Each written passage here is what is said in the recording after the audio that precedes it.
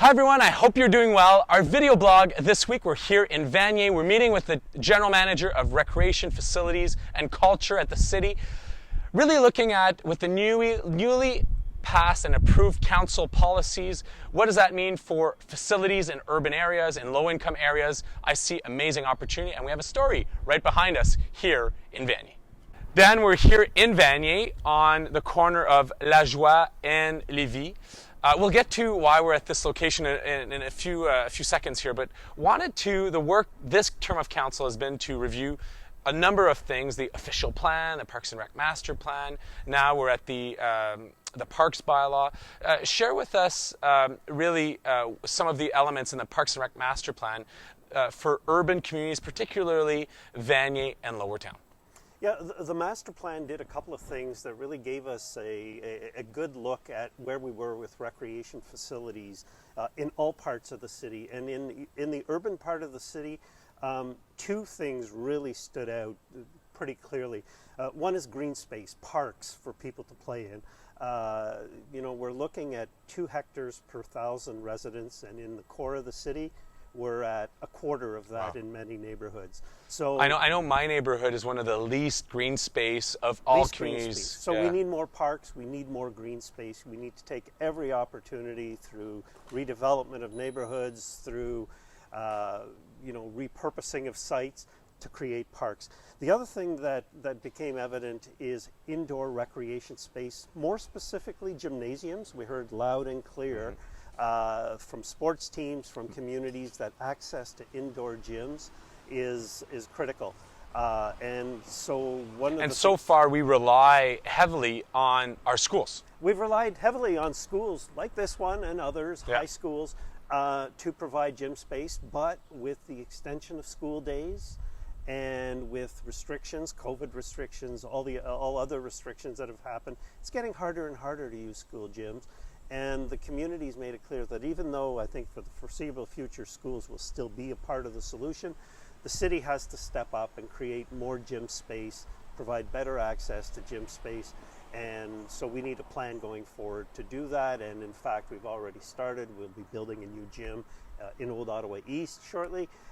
And one of the reasons we're here is that perhaps there's potential for something in Vanier as well. Dan, we're here in Vanier. We're in front of schools that are unused or have found a different purpose. They're owned by the English Catholic Board, for whom we've had very good conversations, very good meetings. Share with us, I know there's two schools on La Joie, there's 2 gymnasiums, and we're hopeful to see some activation. Yes, we've had preliminary discussions with the school board. You're quite right. These schools are beyond their prime, shall we say. They're older facilities and are used, but very little. We are looking for this fall at piloting some recreation programs within the schools. We've been working with the school board to gain access so that we can start a fall series of programs. We're hoping that the community will show some interest in it. And really what we're hoping is that this is a precursor, kind of an indication of interest in local programming of a community center type of activities for kids, for adults, for whatever it might be. And the 2 gymnasiums here are, even though they're old, they're still good space to be able to start piloting some programs. Our team's already working with the school boards. We also need to engage the community. I think there's a tremendous opportunity where there's a lot of families in the neighborhood. We're seeing that with the nearby schools. What's the best indicator, or how if families are looking for fall registration or fall programming here, when will we find out more of some of the pilots? We should have something by later this month that will be more concrete, and we will make an effort to promote that locally, because it is gladly share that something new through the councillor's office and through whatever other means that we can, and so that word gets out. And it'll be a pilot, it'll be a first one, and something to build on, that we're hoping that, if we have good success in the fall, then school board willing, we can do something in the wintertime and go from there. And what we really are trying to demonstrate is that there is a need at this location in this area of So Dan, we have an amazing environment. The city has the policy environment, collecting funds. We're trying elements of existing facilities to see needs. In an environment like here where we have a really well-attended school in Assumption, an amazing rear yard, and two opportunities to transform these spaces, share with us what does the next steps look like for a more permanent and more new facility in an area like Vanier?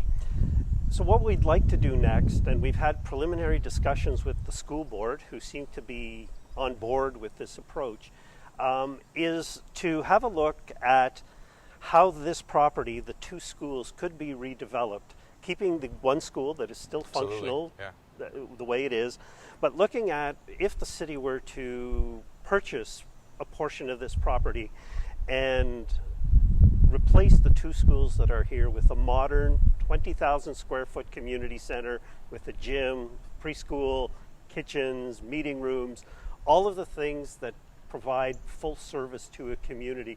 What would that look like? So right now we're at the preliminary stages where it's very early in the process, but what we need to do now is hire an expert, some expertise, to have a look at the site configuration the way it is now and how that might fit onto this piece of land.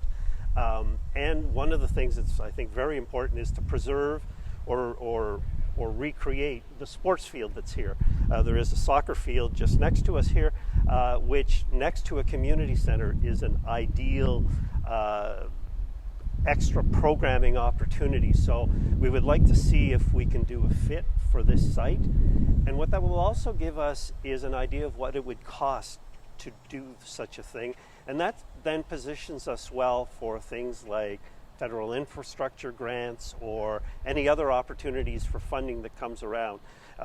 By doing this, we'd be ready if an opportunity comes and we're ready to move to purchase the land from the school board and build a new facility. So that's the ultimate goal. It's an interesting model. We have a school site with an amazing rear yard and a lot that really needs to be renewed. I sense a strong will of a partnership, not only between the community and the city on this, but also I see the school board as a key ally in the development of this plan. Absolutely. Early discussions with the school board suggest that there's opportunities for collaboration at the site. If we have a new gym, I'm sure they will want to use it. A sports field, a better sports field benefits the community, but also benefits the school that remains here.